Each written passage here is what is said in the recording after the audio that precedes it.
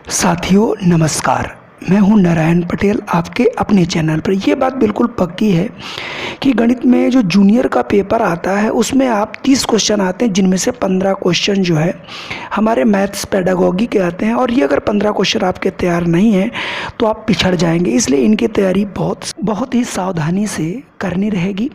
तो आज हम आपके लिए लेके आए हैं ये 15 क्वेश्चन, बहुत अच्छे क्वेश्चन हैं जिन्हें आपको करना है और आपको अपना करना है आकलन कि हमारे कितने क्वेश्चन सही होते हैं। इसलिए आप लोग अपना हाथ में कॉपी कलम ले लें और बजर आपके लिए मिलेगा 10 सेकंड, यानी क्वेश्चन पढ़ने में मतलब आपको लगभग 1 मिनट, लेकिन सोचने के लिए आपको 10 सेकंड मिलेंगे और 10 सेकंड में आपको अपना आंसर लगाना होगा और स्वतः उसके बाद हम आंसर आपको बताएंगे भी और उसकी व्याख्या भी करेंगे, जिससे आपको ये पता चल पाएगा कि आपके कितने क्वेश्चन आप कर पा रहे हैं। चलिए आइए शुरू करते हैं आज का ये वीडियो।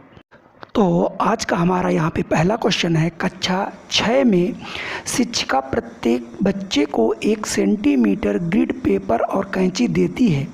वह उनसे चाहती है कि वे बताएं कि 2D आकृतियों को 3D वस्तुओं के रूप में कैसे मोड़ा जा सकता है। विद्यार्थी निम्नलिखित में से कौन सी संकल्पना खोज रहे हैं, मतलब वो कौन सी क्रिया कर रहे हैं, परावर्तन की क्रिया कर रहे हैं, पास यानी नेट्स की क्रिया कर रहे हैं, या फिर दशमलव खोज रहे हैं, या फिर उसमें घूर्णन खोज रहे हैं।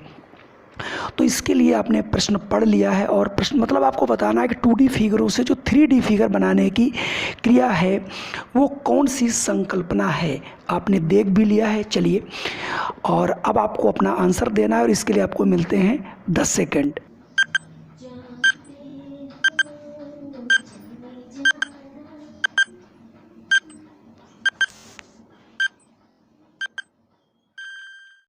तो आपने यहाँ पर सही आंसर निकाल लिया होगा। सही इसका आंसर है 2, यानी बी वाला, पास यानी नेट्स। नेट्स में क्या करते हैं, 2D फिगर्स आपको दी गई थी, 2D फिगर्स को बच्चे छोटा छोटा काट करके इसे हम घनाभ या घन के रूप में भी बना सकते हैं, या फिर इससे पिरामिड की संरचना भी बना सकते हैं। तो यहाँ पर ये नेट्स यानी ऑप्शन बी वाला बिल्कुल यहाँ पे। तो यहाँ पर क्वेश्चन नंबर 2 है, विद्यार्थी गणितीय समस्याओं को हल करते समय गलतियाँ करते हैं। तो क्यों करते हैं वो बताना है आपको। क्योंकि वह एक से अधिक पाठ्यपुस्तक नहीं पढ़ते, उनका सामाजिक आर्थिक स्तर उनके निष्पादन को प्रभावित करता है, या फिर वे अर्थ निर्माण में अपने प्रयास में संकल्पना का वैकल्पिक निर्वाचन करते हैं, वह पर्याप्त अभ्यास नहीं करते। तो आपने क्वेश्चन पढ़ लिया होगा कि गणितीय जो समस्याएं आती हैं बच्चों में गलतियां क्यों करते हैं। तो अब आपने देख भी लिया है, सुन भी लिया, तो अब आपका टाइम शुरू होता है अब।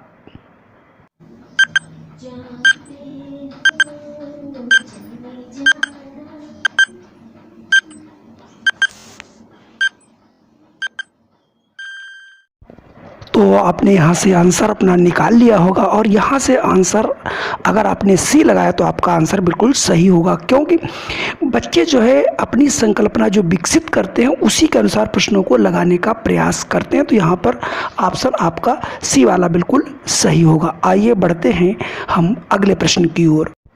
तो अगला क्वेश्चन नंबर 3 है, काफ़ी आसान क्वेश्चन है, इसका आंसर आप लोग कर भी लेंगे। अन्वेषण विधि से छात्रों में विकास होता है, तर्क शक्ति का, चिंतन का, निर्णय लेने का, या उपयुक्त सभी। चलिए, क्वेश्चन बहुत छोटा है, इसका आंसर आपने निकाल भी लिया होगा। चलिए, टाइम शुरू होता है आपका अब।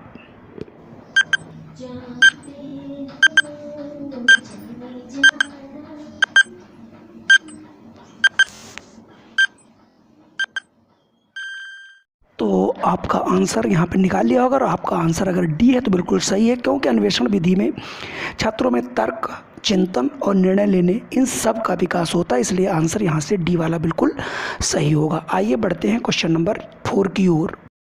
क्वेश्चन नंबर 4, गणित में बेहतर होने के लिए एक व्यक्ति को आवश्यकता, यानी एक व्यक्ति को क्या आवश्यक है। गणनाओं की प्रवीणता होनी चाहिए, बिल्कुल। अमूर्त चिंतन और तर्क शक्ति विवेचन द्वारा समस्याओं को बनाने और उन्हें सूत्र बात करने की, मतलब सूत्र में बनाने और उसको हल करने की, सूत्र याद करने की और हल को याद करने की। तो ये प्रश्न आपने पढ़ लिया होगा और समझ भी लिया होता। अब आपका टाइम शुरू होता है अब।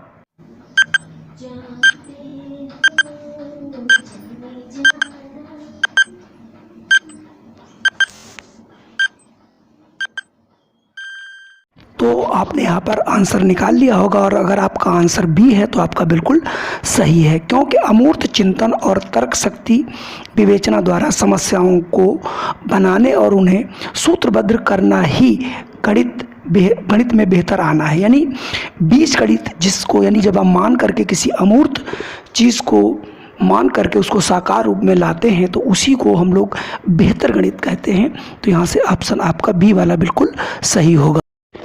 क्वेश्चन संख्या 5 एक बेहतरीन क्वेश्चन कि क्षेत्रमिति पढ़ाते समय शिक्षक आगे बढ़ने से पहले बोर्ड पर सभी सूत्र लिख देती है। यह तरीका दर्शाता है कि वह अनुपालन कर रहे किस चीज़ का, निगमन उपागम का, प्रायोगिक उपागम, व्यवहारिक उपागम या फिर आगमन उपागम का। मतलब इसमें कौन सी विधि का वो प्रयोग कर रही है, आपने देख लिया होगा और इसका आंसर आपने निकाल भी लिया होगा। चलिए अब शुरू होता है टाइम आप।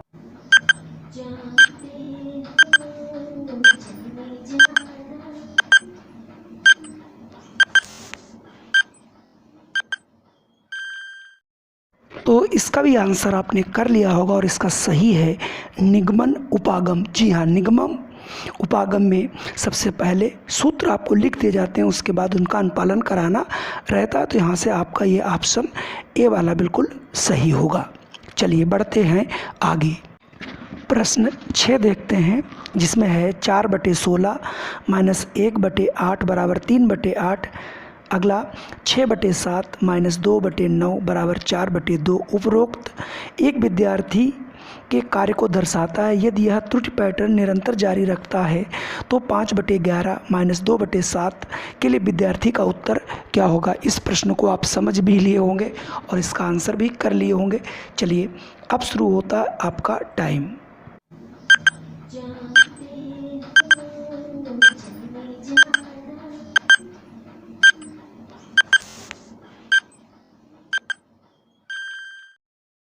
तो यहाँ से आपने आंसर निकाल लिया होगा और आंसर आपका 3/4 आएगा, क्योंकि विद्यार्थी क्या कर रहा है, हर को हर से और अंश को अंश से घटा दे रहा है। इसलिए 5 में से 2 जाएगा 3 बचेगा और 11 में से 7 जाएगा 4 बचेगा। तो 3/4 यानी ऑप्शन ए वाला आपका बिल्कुल सही। प्रश्न संख्या 7, छात्रों की शैक्षिक उपलब्धियों का पता लगाने का सर्वोत्तम उपाय है। मापन, मूल्यांकन, लिखित परीक्षा, इनमें से कोई नहीं। बहुत आसान प्रश्न है। चलिए अब आपका टाइम शुरू होता है।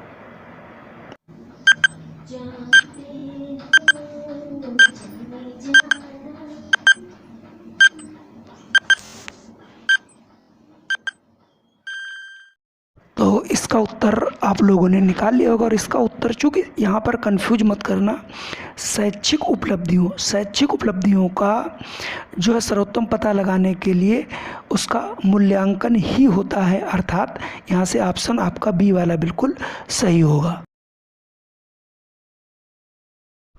प्रश्न 8, कक्षा 9 में छप गया है। निर्देशांक ज्यामिति परिचय कराने के लिए उपयुक्त उपागम क्या है। कक्षा अगर आप 9 में पढ़ाने जा रहे हैं तो ज्यामिति यानी निर्देशांक ज्यामिति का प्रयोग कैसे उन्हें सिखा सकते हैं, क्या करा सकते हैं। प्रौद्योगिकी समाकलन का उपयोग करते हुए निर्देशन, समस्या समाधान, व्याख्यान विधि या भूमिका निर्वाहन या रोल प्ले, मतलब उसी को रोल प्ले भी कहते हैं। तो आपने प्रश्न देख लिया होगा। चलिए आपको मिलते हैं 10 सेकेंड।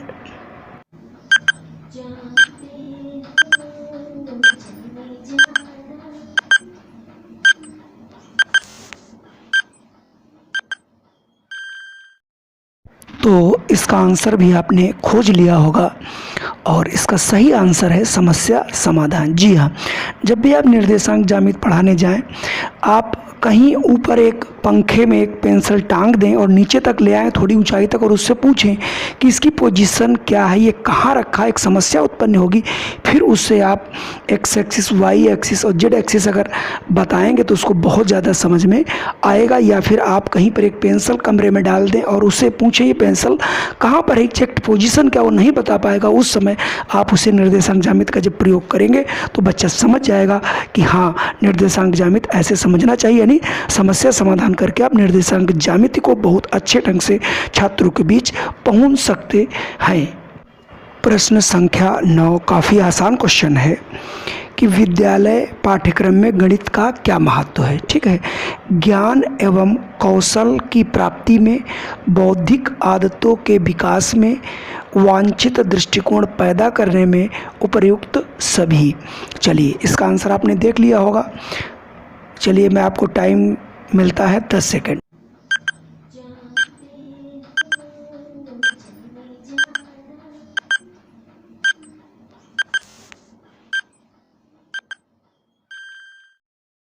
तो इसका आंसर भी आपने खोज लिया होगा और सही आंसर इसका है डी। जी हाँ, विद्यालय पाठ्यक्रम में गणित का जो महत्व है, ज्ञान एवं कौशल प्राप्ति करना भी है, बौद्धिक आदतों का विकास करना है और वांछित दृष्टिकोण पैदा करना, यानी उनके व्यवहार में भी लाना। ये उसके तीनों जो है उद्देश्य हैं। चलिए बढ़ते हैं क्वेश्चन नंबर 10 की ओर। तो प्रश्न संख्या 10 है, सीमा, अनीस, आशा और टेसी जो व्यंजक दिए गए हैं वह नीचे उनके उत्तर सहित दर्शाए गए हैं। तो सीमा ने बनाया है 4 × 1 + 8 भागे 2 = 8। अनीस ने बनाया 6 + 4 भाग 2 = 4। आशा ने बनाया है 9 + 3 × 2 - 4 भाग 2 = 10। टेसी ने बनाया 27 भागे 3 - 2 × 3 = 22। इनमें से किसने सही उत्तर प्राप्त किया है? आशा, टेसी, सीमा या अनीस? आप इनको हल कर लीजिए। तब तक के लिए आपको मिलते हैं 10 सेकंड।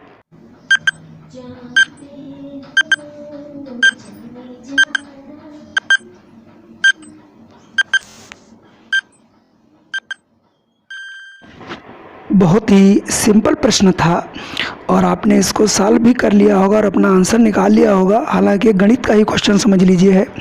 तो यहाँ से देखिए, सीमा का आंसर बिल्कुल सही है, पहला वाला।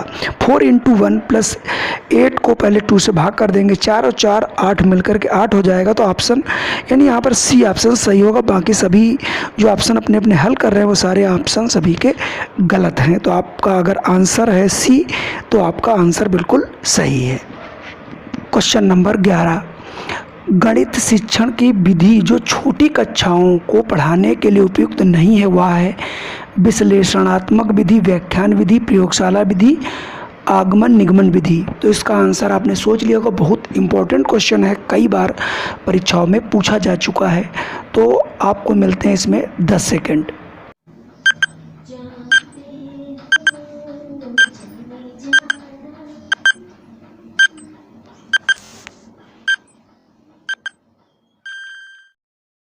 तो सही आंसर यहाँ से आपने निकाल लिया होगा और इसका जो सही आंसर होगा वो होगा प्रयोगशाला विधि। प्रयोगशाला विधि बहुत छोटे बच्चों में प्रयोग नहीं किया जा सकता, उनको होमवर्क देना, करवाना, आगमन निगमन विधि से भी विश्लेषण करके बताया जा सकता है, लेकिन प्रयोगशाला विधि उनके लिए उपयुक्त नहीं है। और आपने अगर आंसर लगाया सी तो आपका आंसर बिल्कुल सही था। चलिए क्वेश्चन नंबर 12 कि गणित में प्रश्न रखने का अर्थ क्या है? कि कक्षा में संदेह प्रस्तुत करना, प्रश्नों को हल करने में असमर्थता, प्रश्नों को हल करना या विषय वस्तु में से प्रश्नों का सृजन करना। आपने प्रश्न पढ़ भी लिया होगा, बहुत अच्छा प्रश्न है और आपका समय शुरू होता है अब।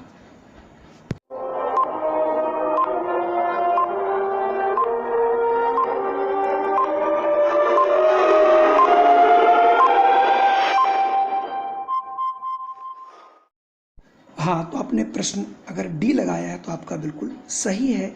जो कि प्रश्नों को रखने में इसलिए गणित में प्रश्न रखे जाते हैं कि विषय वस्तु में से प्रश्नों का सृजन करना, यानी वो विषय वस्तु समझ में आया या नहीं।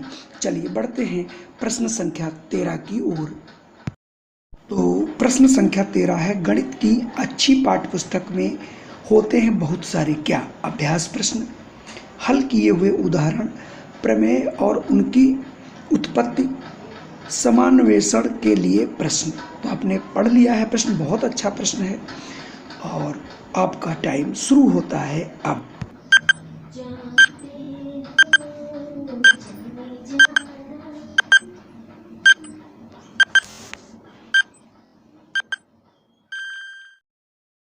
तो सबसे इसका उपयुक्त जो उत्तर है वो होगा डी, सम अन्वेषण के लिए प्रश्न, यानी बच्चे कितने रचनात्मक हो सके हैं, कितना वो उसके अंदर मनोवैज्ञानिक ढंग। तो प्रश्न संख्या 14 है, गणित में दुश्चिंता के लिए निम्नलिखित में से कौन सा घटक उत्तरदायी नहीं है? लिंग, विषय की प्रकृति, परीक्षा पद्धति, पाठ्यक्रम। हालांकि इसको आपने समझ लिया होगा, बहुत अच्छा प्रश्न है। और अब आपका टाइम शुरू होता है।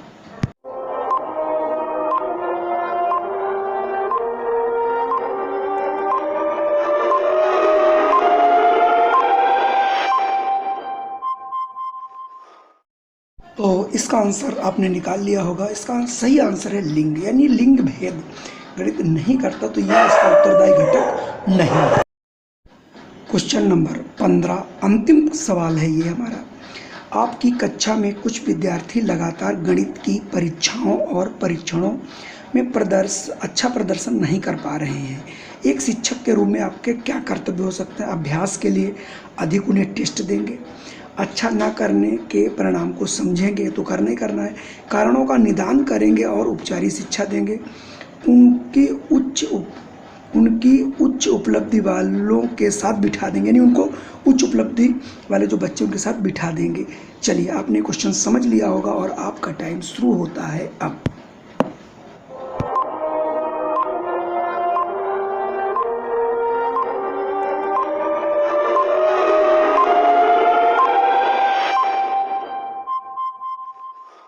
तो इसका उत्तर आप लोगों ने लगा लिया होगा। इसका जो सही जवाब है वो है कि अच्छा प्रदर्शन कर परिणाम, ये तो हमें करना ही करना पड़ेगा। अच्छा प्रदर्शन तो समझना ही पड़ेगा, लेकिन कारणों का निदान करेंगे और उसे उपचारित शिक्षा देंगे, ये बिल्कुल सही जवाब है। क्योंकि हम कारणों का निदान, यानी क्यों हुआ और उसको किस टाइप से हम उसे ख़त्म कर सकते, किस टाइप से उनको हम रिमूव कर सकते हैं, ये सबसे ज़रूरी है। तो ये आज के थे हमारे 15 प्रश्न।